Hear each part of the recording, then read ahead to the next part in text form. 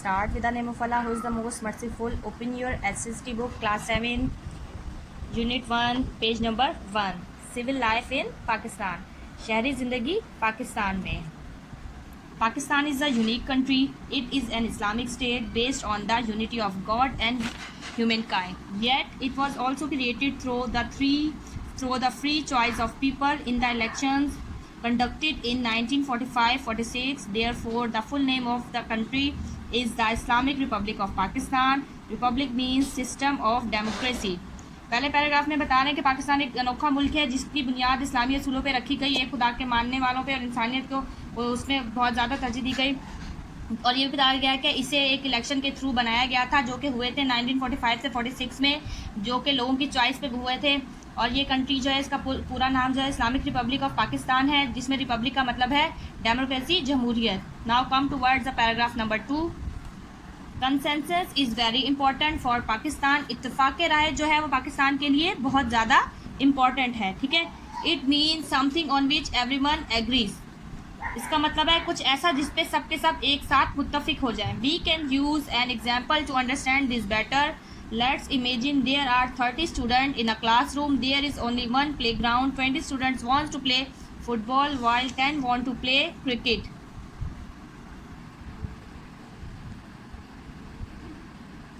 While 10 want to play cricket, we can say that the majority wants to play football and minority wants to play cricket. But what to do?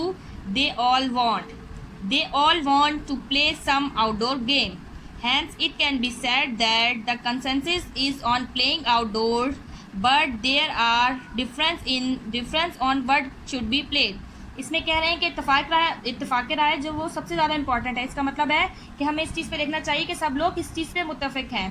तो इसकी एक example इस तरह दी जा रही कि एक क्लासरूम है जिसमें 30 स्टूडेंट 30 बच्चे हैं, जिसमें से 20 जो है वो खेलना चाह रहे हैं फुटबॉल, जबकि 10 खेलना चाह रहे हैं क्रिकेट. अब यहाँ पे कह रहे हैं कि दोनों जो पूरे जो स्टूडेंट्स हैं वो बाहर आउटडोर गेम खेलना चाह रहे हैं. तो कुछ ऐसा किया जाए कि उन्हें एक ही बात पे मुत्तफिक किया जाए, क्योंकि दोनों के दोनों आउटडोर गेम खेलना चाह रहे हैं ना. अब आता है अगला पैराग्राफ पे. Now if someone desire to make all the students happy then what should be done. अगर सब चाहते हैं कि तमाम स्टूडेंट खुश हों तो क्या करना चाहिए sir. Firstly it must be agreed that there should be outdoor sport.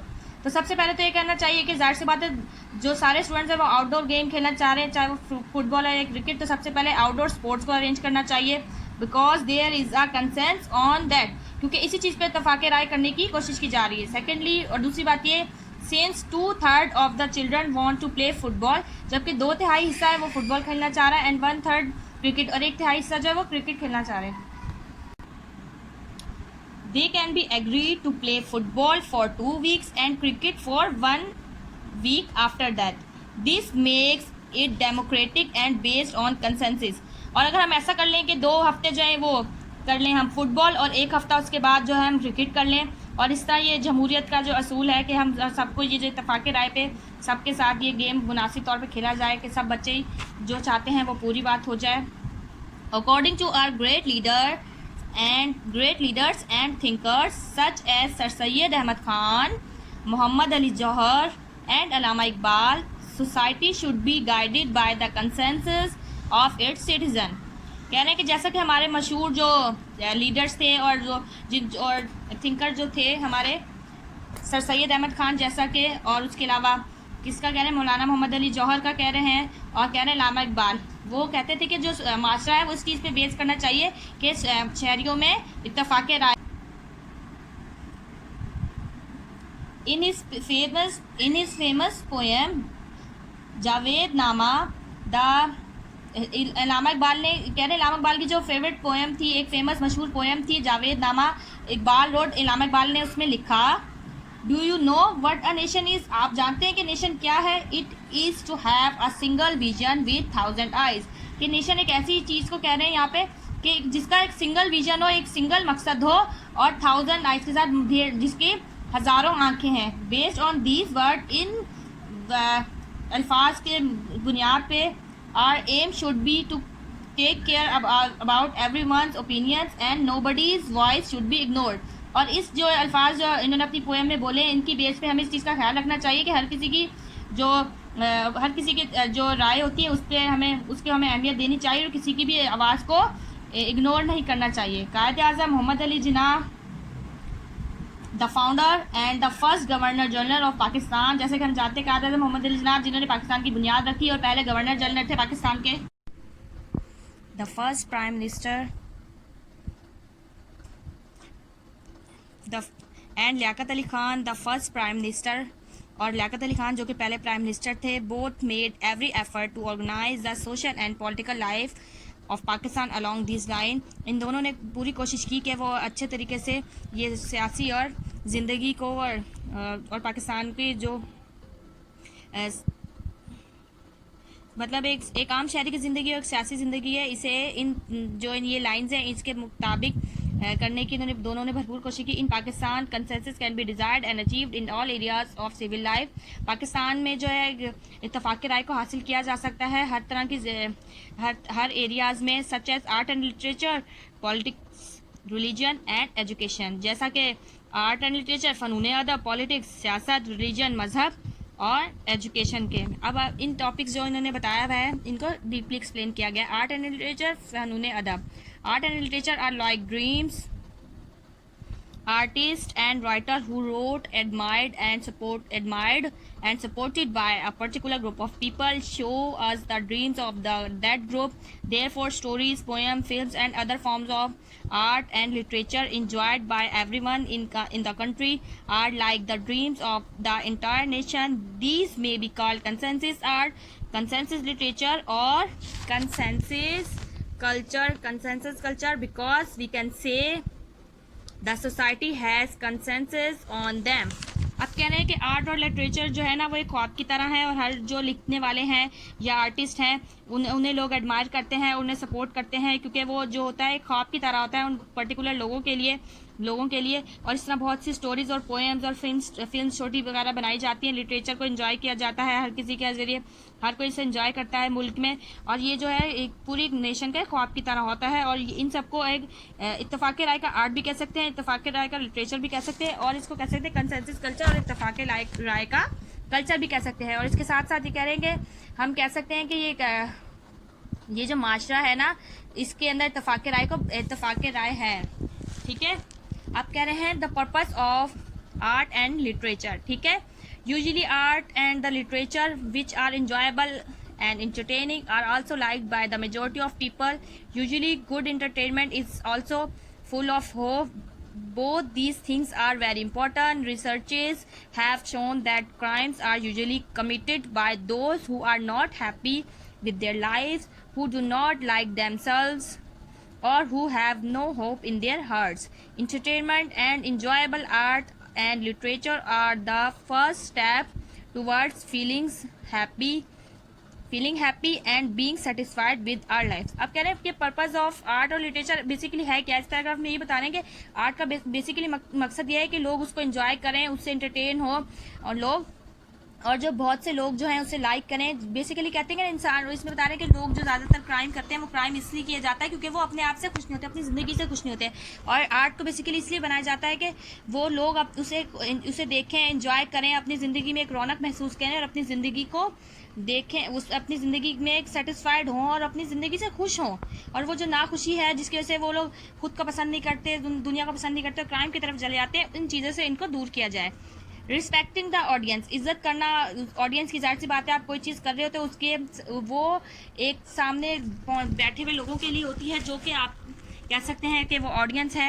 Our national poet philosopher Allama Iqbal gave the deep message through his poems, however he also tried to please his audience by picking up topics in which everyone was interested, or sometimes even by singing his own poems. Once when he criticized the great Persian poet Hafiz Shirazi and the people opposed him, he respected their opinion and withdrew his criticism, but truly showing what everyone wants from art and literature. An artist or writer can show what the nation as what the nation as a whole is dreaming about. अब क्या respect the audience, अगर हम कोई भी चीज़ कर रहे हैं तो उसके लिए हमें ऑडियंस की भी इज्जत करनी चाहिए. जैसे कि हमारे जो पोइट है, कौमी शायर जो है अल्लामा मोहम्मद इकबाल, उन्होंने बहुत सी चीज़ें ऐसे लिखी जिससे लोगों को मैसेज भी दिया. इवन कि उन्होंने अपनी पोएम गुनगुनाई भी और लोगों को मुतवज्जा किया, लोगों का जो इंटरेस्ट है वो भारा उसकी तरफ कि वो उसकी तरफ मुतवज्जा हो. और उन्होंने एक जगह एक पोइट का कह रहे हैं, पर्शियन पोइट जो थे हाफिज शिराजी के बारे में क्रिटिसिज्म भी की थी, तनकीद की थी. तो लोगों ने जब उनकी इस तनकीद की मुखालफत की थी तो उन्होंने उसकी भी रिस्पेक्ट की थी और अपनी तनकीद जो थी उसको वापस भी ले लिया था. ठीक है, तो कह रहे हैं कि बेसिकली जो होता है वो ये जो होता है आर्ट लिटरेचर सबको खुश करने के लिए होता है और ऐसा कुछ लिखना चाहिए कि वो सबको एक ख्वाब की तरह सबकी ज़िंदगी में खुशियाँ भर दे. ठीक है, in other word such artist can give us solutions with which everyone will agree, even if those solutions seem difficult. Such solutions are like secrets, they cannot be seen except in the dreams of nation, that is in the art and literature of those artists who respect the choice of their audience. कह रहे हैं दूसरे अल्फाज में कह सकते हैं कि यहाँ कह रहे हैं कि जो आर्टिस्ट होते हैं वो अपनी उसमें लिटरेचर और आर्ट में जो है लोगों को बहुत से सोल्यूशन भी देते हैं कि लोग अपनी मर्जी से उस सोल्यूशन को लें. और कुछ सोल्यूशन जो है ना वो डिफ़िकल्ट भी लग रहे होते हैं, वो समझ में नहीं आ रहे होते, लेकिन वो एक राज की तरह होते हैं और लोग उनको अपने ख्वाब की तरह वो होते हैं और वो उनसे अपनी वो जो ख्वाब और वो जो सोल्यूशन होते हैं उससे मदद हासिल करते हैं. और वो आर्टिस्ट जो है वो रिस्पेक्ट करते हैं ऑडियंस की कि वो अब हर चीज़ को इस हिसाब से करते हैं कि ऑडियंस को बहुत इजी होके हर चीज़ में वो हर चीज़ जो हासिल करना चाह रहे हैं उस लिटरेचर और आर्ट से वो हासिल कर सकें. Pakistan a work of art. Pakistan is one such secret. We know that the idea came from the work of Iqbal who was both a poet and a philosopher. Pakistan जो है वो कहना है कि इस राज की तरह है, ये हम सब जानते हैं कि इसका आइडिया इकबाल ने दिया था जो कि एक पोएट भी, जो कि दोनों थे, एक पोएट भी थे और एक फिलोसफर भी थे. ठीक है, when he presented the concept in Allahabad in 1930, जब उन्होंने ये कॉन्सेप्ट दिया इलाहाबाद में 1930 में, इट सीम्ड इम्पॉसिबल, ये ऐसा लगता था नामुमकिन है. How Iqbal was so sure that he called it, लेकिन जब अल्लामा इकबाल थे वो पूरे उम्मीद थे और उन्होंने इसे कहा द फाइनल डेस्टिनी, और उन्होंने उसे एक आखिरी मंजिल कहा. ओनली 17 ईयर्स लेटर, सिर्फ 17 साल बाद, it prove to be true, और ये सच साबित हुआ when Pakistan came into being in 1947, जब पाकिस्तान मार्ज़े वजूद में आ गया इन 1947 1947 में. In one of his Urdu books, उनकी जो उर्दू की किताबें थी उनमें से एक किताब के बारे में बता रहे हैं, ज़रबे कलीम. ठीक है, जो कि 1936 में शाये की होगी ना, यही मेंशन किया हुआ. इकबाल ने क्या कहा था, the secret of destiny is not hidden from someone whose heart is awaken. कह रहे हैं कि जो राज है मंजिल का वो छुपा हुआ नहीं है उससे जिसका दिल जो है ना जाग रहा है. Such a person see the picture of a new world in his dream and when the call for prayer wakes him up he creates the world of the dream. कहने के एक इंसान का जो दिल खुला हुआ है वो देख सकता है उस तस्वीर को जो कि दुनिया में एक ख्वाब की तरह है, और जब वो उठता है आवाज़ से अजान की, ठीक है, और वो देखता है वो ख्वाब को. और यहाँ कह रहे हैं कि ऐसा शख्स जो कि उन तस्वीरों को देख रहा है कि जो नई दुनिया में ख्वाब की तरह है, और जब अजान की आवाज़ उसको जगाती है तो वो ख्वाब बनाता है, जो दुनिया के ख्वाबों हैं उन ख्वाब्स को बनाता है, ड्रीम्स को. ठीक है, अब कह रहे हैं पॉलिटिक्स, सियासत, जो कि बहुत अच्छी तरह से वाकिफ़ है आजकल चल रही है दुनिया में. We have all seen sweepers cleaning the street when coming to school every morning, but who pays them. कि हम आते हैं जब स्कूल से घर तो हम देख रहे होते हैं स्वीपर जो सफाई कर रहे थे गलियों के, उनको कौन पे. We see on the way, कहते हैं लोकल गवर्नमेंट जो होती है हमारे एरिया की, उसने उनको शायद किया हुआ था हायर, क्योंकि जो स्वीपर्स वगैरह हम रास्ते में देखते हैं. The local government is also responsible for many other things. जो लोकल गवर्नमेंट होती है वो बहुत से उस पर बहुत सी दूसरी जिम्मेदारियाँ भी होती है. इट इंस्टॉल स्ट्रीट लाइट, वो स्ट्रीट लाइट्स लगाती है. आल्सो रिस्पॉन्सिबल लगाती है. प्रोवाइड्स द वाटर, पानी मुहैया करती है. विच runs from the tap in are home, जो कि हमारे घर में नलकों में आता है. एंड फॉर विच पेरेंट्स पे फिक्स अमाउंट ऑफ, कहने वो जो पानी हमें दिया जाता है उस पर हमसे टैक्स भी लिया जाता है, बिल्ड पार्क्स बनाते हैं एंड सो ऑन, और ऐसे बहुत सी चीज़ें। The local self government were introduce during the British rule in south Asia. इसका जो इफ्तिताह हुआ था, ये जब इसको इंट्रोड्यूस किया गया था, ये ब्रिटिश रूल के ज़माने में किया गया था इन साउथ एशिया में and have gone through many changes, और इसमें बहुत सी तब्दीलियाँ आती गई। Usually they comprise of 3 levels, और इसे 3 लेवल्स में तोड़ दिया गया यूनियन के, ठीक है, यूनियन, तहसील एंड डिस्ट्रिक्ट, ये 3 जो है ना इस पोर्शन में इसको तोड़ दिया गया। Similarly the government of a province is responsible for looking after the entire province and the government of the country is responsible for the whole country. Democracy means that these government should be chosen by the people themselves, and this is the system which is Pakistan decided to have when the objectives resolution was passed by the assembly in 1949। कहना ऐसे ही बताया जा रहा है कि जो government है वो बहुत सी जिम्मेदार होती है इंटायर पूरे सूबे की देखभाल की, ठीक है, और उसके ऊपर मुल्क की बहुत सी जिम्मेदारियाँ होती है। और जमहूरियत का मतलब ही यही है कि इन 3 असूलों पे मुश्तमिल एक हुकूमत को कायम किया जाए, और ये हुकूमत जो है वो ये जो इलेक्ट करती है वो लोग खुद ही करते हैं। जैसे कि इसका ऑब्जेक्टिव तभी दिया गया था जब रेजोल्यूशन पास हुआ था असम्बली में इन 1949 में। कंसेंस डेमोक्रेसी, इत्तेफाक राय की जमहूरियत। Usually in democracy the majority of the people are given a chance to make decisions, ठीक है। For instance if 20 out of 30 students in a class want to play football, then according to the simple democracy football should be played in the playground until such a time when the majority of the student changes its mind and decided to play something else। अब क्या democracy का मतलब ये बता रहे हैं यहाँ पे कि जो मेजोरिटी ज़्यादा तादाद में जो लोग हैं जो वो कहेंगे वही फैसला होगा। जैसे फुटबॉल में हमने पीछे कहा था कि पीछे तो हमने 20 दिन और 30 दिन वाला हिसाब 2 हफ्ते और 1 हफ्ते वाला किया था, लेकिन यहाँ पे मेजोरिटी फुटबॉल के साथ थी, तो मेजोरिटी का फैसले के साथ फुटबॉल ही खेलने दी जाएगी जब तक मेजोरिटी का माइंड चेंज ना हो जाए। Recently people have started thinking whether is it possible to improve his system so that everyone can be satisfied. Hence many scholars are talking about consensus democracy, and countries like Switzerland, Lebanon and Belgium have adopted that form of government. In Pakistan, in the elections of 2008, no single party could win a clear majority of the votes. The government which was formed after that included the most of the political parties and was therefore called a consensus government. In such occasions, we should pay more attention to the message of our great leaders like Sir Syed, Johar and Iqbal, who were thinking consensus government long before such ideas became popular elsewhere. The works of these leaders still contain many ideas which have not yet been discovered by the world। अब क्या ने consensus government के बारे में इस paragraph में बताया है। इत्तेफाक राय की हुकूमत कि जाहिर सी बात है जो मेजोरिटी करेगी उसके साथ से चलेंगे, लेकिन कह रहे हैं कि यहाँ पे लोगों ने अब जो है ना रिसेंटली ना इस चीज़ के बारे में सोचना शुरू कर दिया कि इत्तेफाक राय से मिलजुल के ना एक हुकूमत बनाई जाए। जैसे कि स्विट्जरलैंड, लेबनान एंड बेल्जियम ने भी लोगों ने भी ये तरीका जो ना अपनाया है। अब पाकिस्तान में 2008 के जो इलेक्शन थे इसमें किसी भी एक पार्टी को मेजोरिटी के वोट नहीं मिले थे। इस तरह जिस पार्टी को नियरेस्ट वोट मिले थे सबने मिल के हुकूमत बनाई थी, तो इस हुकूमत को कहते थे इत्तेफाक राय की हुकूमत।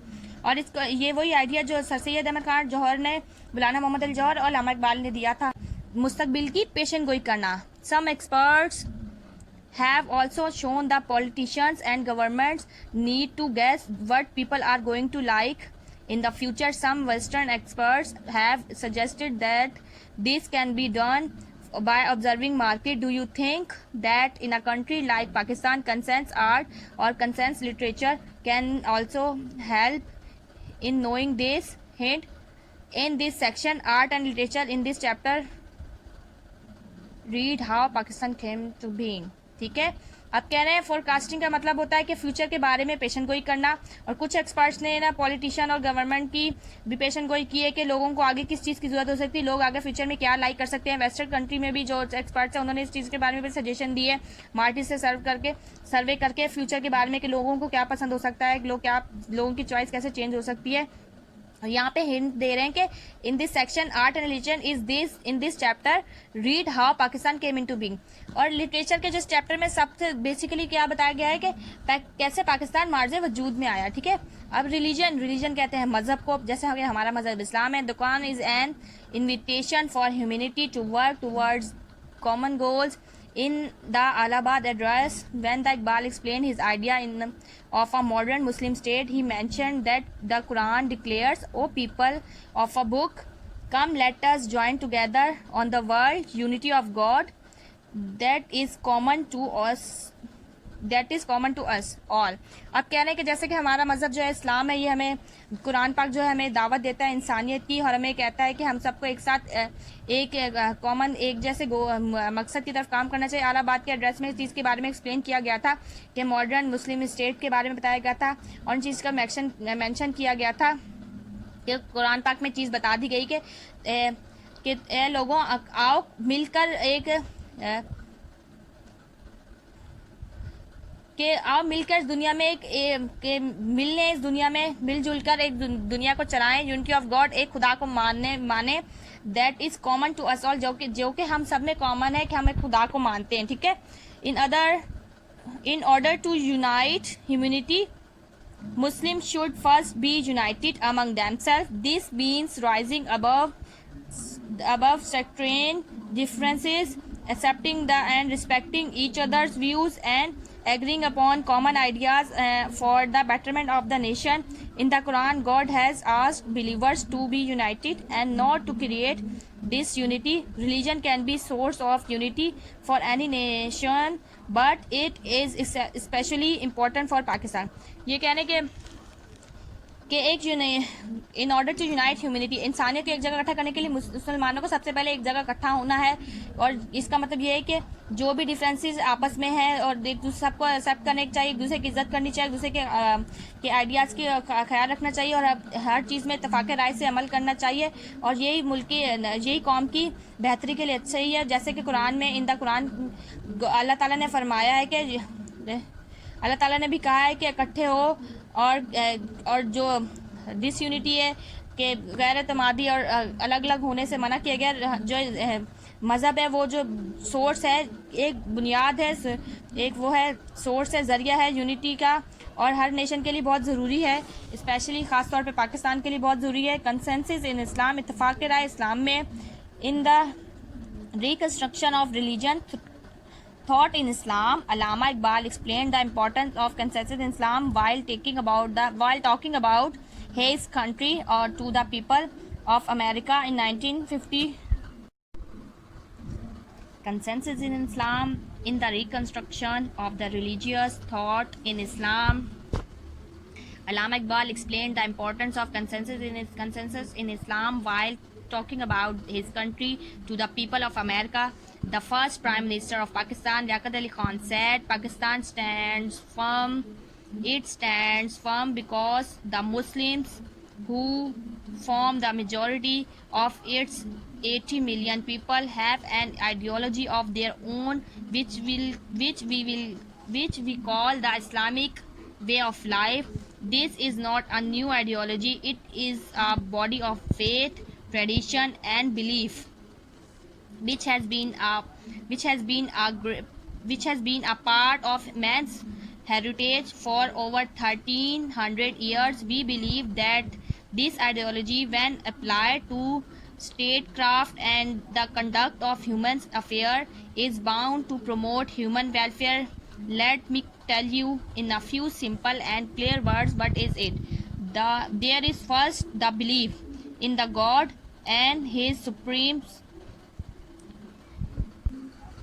इस पैराग्राफ में बता रहे हैं कि इत्तेफाक राय जो है इस्लाम की, वो बेसिकली ना के बताए जा रहे हैं कि इस्लाम जो एक मज़हब है, जो कि रिलीजियस जो है वो थॉट है कि अल्लामा इकबाल ने जिसको एक्सप्लेन किया था, इंपॉर्टेंस के बताई गई थी खासियत के कंसेंसस इन इस्लाम की, इत्तेफाक राय की इस्लाम में, while talking about his country to, जबकि वो बात कर रहे थे अमेरिका से, अपने लोगों, पीपल ऑफ अमेरिका से, अमेरिका के लोगों से 1950 में, the first prime minister of Pakistan. ठीक है, अकेले लियाकत अली खान ने कहा था, वो नीचे डिस्कस करें कि पाकिस्तान जो ना फर्म स्टैंड करता है बिकॉज जो पाकिस्तान है वो मेजॉरिटी ऑफ लोगों की उससे सोच से बना है, जो कि 80 मिलियन थे और जिनका आइडिया जो था वो एक ही था, ठीक है। और उन्होंने इस्लामिक सोसाइटी बनाई जो कि उनकी जो आइडियोलॉजी थी वो बेस करती थी ट्रेडिशन पे, फेथ पे और बिलीफ पे। इन 3 चीज़ों के बारे में बताया गया है कि ये कोई न्यू नहीं थी, ये उनको अपने आबाउजदाद में विरासत में मिली थी, जो कि 1300 ईयर्स क्या बता रहे हैं कि 100 ईयर्स से पिछली चलती भी आ रही है। और हमें इस आइडिया पे पूरा इनको यकीन है, ठीक है। और जब ये आइडियोलॉजी जो है ये अप्लाई किया जाता है स्टेट क्राफ्ट पे, तो ये जो इंसानियत के सारे मामलात भी इसमें आ जाते हैं और ये सब इंसान के जो वेलफेयर भी के बारे को भी प्रमोट करता है। और ये यहाँ पे इन 3 वर्ड को सिंपली एक्सप्लेन कर रहे हैं, ठीक है। There is the first belief in God and his supreme sovereignty. This does not mean either theocracy, rule of priest, or medievalism, rejection of every new thing. We do not believe in priesthood or in caste system. इसमें कह रहे हैं कि हम एक खुदा को और उसकी खुद मुख्तारी को तो मानते हैं, लेकिन हम किसी एक मजहबी हुकूमत की तरफ नहीं आ रहे कि ना हम किसी जो हर न्यू चीज़ की मुखालफत करें और ना ही हम किसी पुजारी उस पर बिलीव करते हैं और ना ही किसी कास्ट सिस्टम पे। We consider the first to be unnecessary, for God is as close to one human being as to another. We consider the second to be an abomination, for all the men are equal. Individual effort and enterprise is the law of life with us, as well as the belief that each man or woman is entitled to the fruits of his or her honest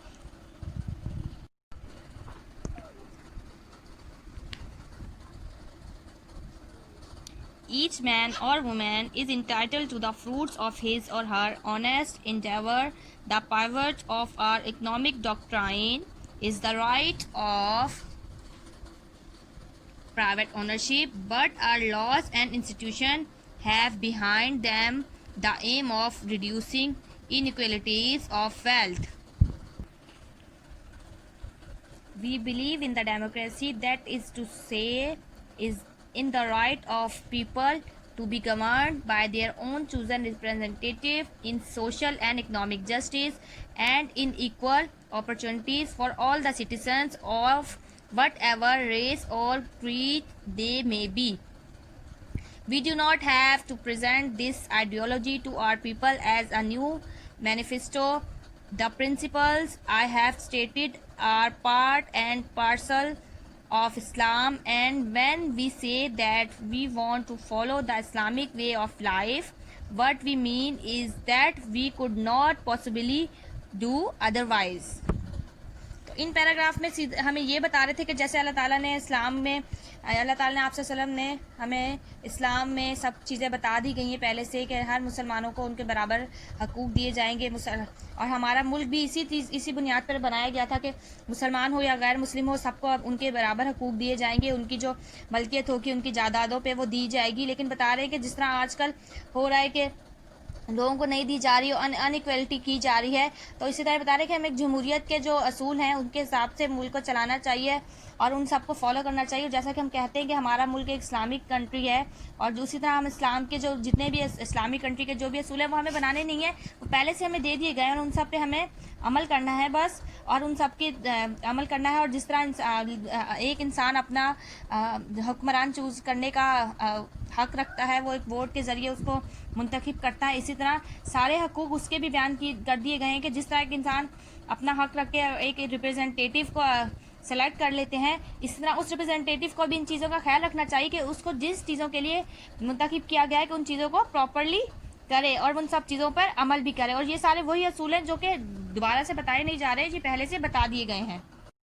Now move to the next paragraph. Hinduism, Zoroastrianism and Christianity.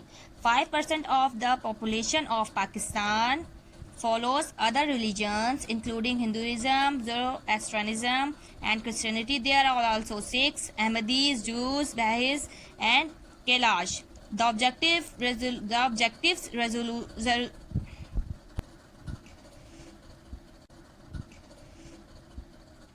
The objectives resolution grants equal right to all of them. While presenting the idea of Pakistan in the Allahabad Address 1930, Iqbal said the following with regard to the followers of other religions: it is my duty, according to the teachings of the Quran, even to defend their places of worship if needed. अब इसमें बता रहे हैं कि जैसे हिंदू हैं और बुद्ध पर आतिश परस्त, जैसे ज़ोरोस्ट्रियनिज्म कह रहे हैं आतिश परस्ती, और ईसाई हो गए, सिख हो गए, अहमदीस, ज्यूज़, और इस तरह बहुत से दूसरे भी मज़ाहिब के जो लोग हैं वो 5% पे पाकिस्तान में पाए जाते हैं।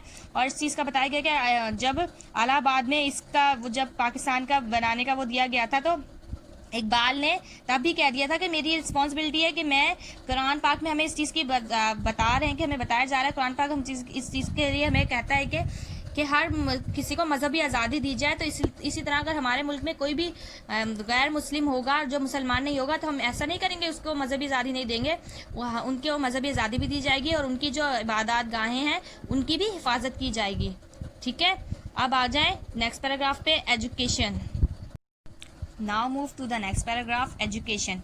If you meet a person who cannot read or write but can recite the work of Shah Abdul Latif Bhitai or Waris Shah in Sindhi or Punjabi, will you consider him or her to be uneducated? Islam is the religion of moderation. It gives importance to the literacy, reading or writing, but it does not tell us to disregard the illiterate. Therefore, we must remember that there are two types of education, informal and formal. The modern world is now beginning to realize that both types are equally important. It is equally important to respect the consensus of society while designing an educational program in which the maximum number of people may become interested.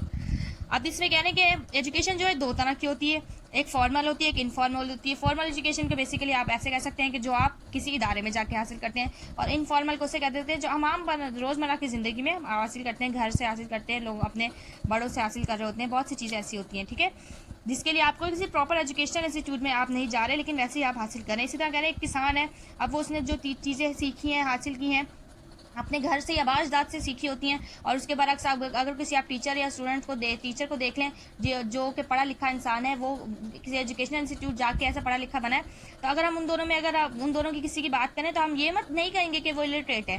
और ये दोनों जो है अपनी जगह बहुत important है। और अगर आप अब नए दुनिया में इस चीज़ को रियलाइज़ किया जा रहा है कि प्रोग्राम जो है एजुकेशनल ऐसे बनाए जा रहे हैं कि इन दोनों टाइप्स ऑफ एजुकेशन को बहुत इंपॉर्टेंट दी जा रही है। बेसिकली ये इंपॉर्टेंट जो टॉपिक था इसमें एजुकेशन का था, फॉर्मल और इनफॉर्मल का, मतलब तालीम जो होती है वो बहुत सी किस्म की होती है और हर तरह की तालीम की हमें इज्जत करनी चाहिए। ठीक है, अब यहाँ पे एक्सप्लेन करें informal and formal education. Informal education means everything which one learns outside the school, college or university.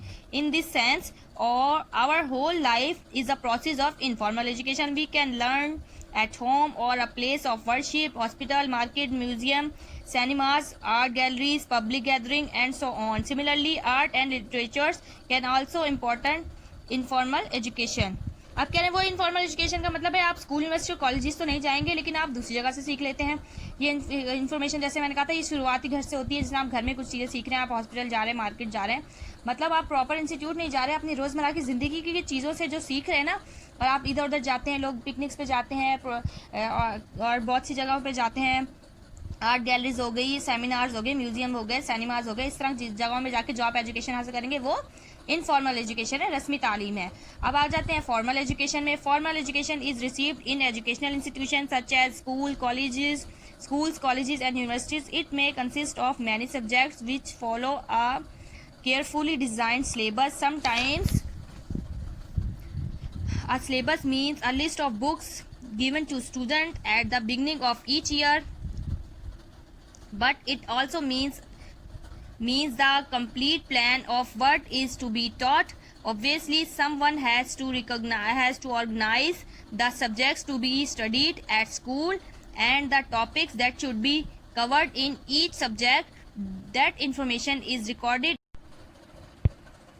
Which is also called a syllabus और करिकुलम। वही कह रहे हैं फॉर्मल एजुकेशन है वही जो आप स्कूल कॉलेज वगैरह में जाते हैं तो वहाँ से हासिल करते हैं। प्रॉपर सिलेबस होता है, जिस तरह आप स्कूल आते हैं तो आपको प्रॉपर सिलेबस दिया जाता है, किताबों की एक लिस्ट दी जाती है कि ये नंबर ऑफ बुक्स आपने लेनी है, आपने पढ़नी है, और ये सिलेबस होता है प्रॉपर। जो आप टाइम ड्यूरेशन होता है 1 ईयर का, 6 मंथ्स का, उसमें आप लोग पढ़ रहे होते हैं स्कूल कॉलेजेस वगैरह में, यूनिवर्सिटीज़ में। तो वही है जो आप प्रॉपर जगह से जाके तालीम हासिल कर रहे हैं, जो हम स्कूल कॉलेजेस वगैरह से, वो है formal education. Now move toward the next topic, health and education. What happens to a bicycle if it is not used for a long time? We have all seen how machines become rusty if they are not used for a long time, or if they are not used properly.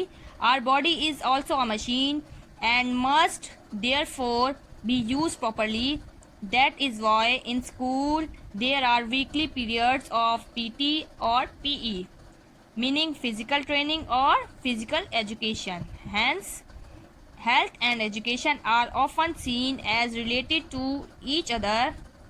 One is about making the best use of our physique, while the other is about making the best use of our minds and feelings.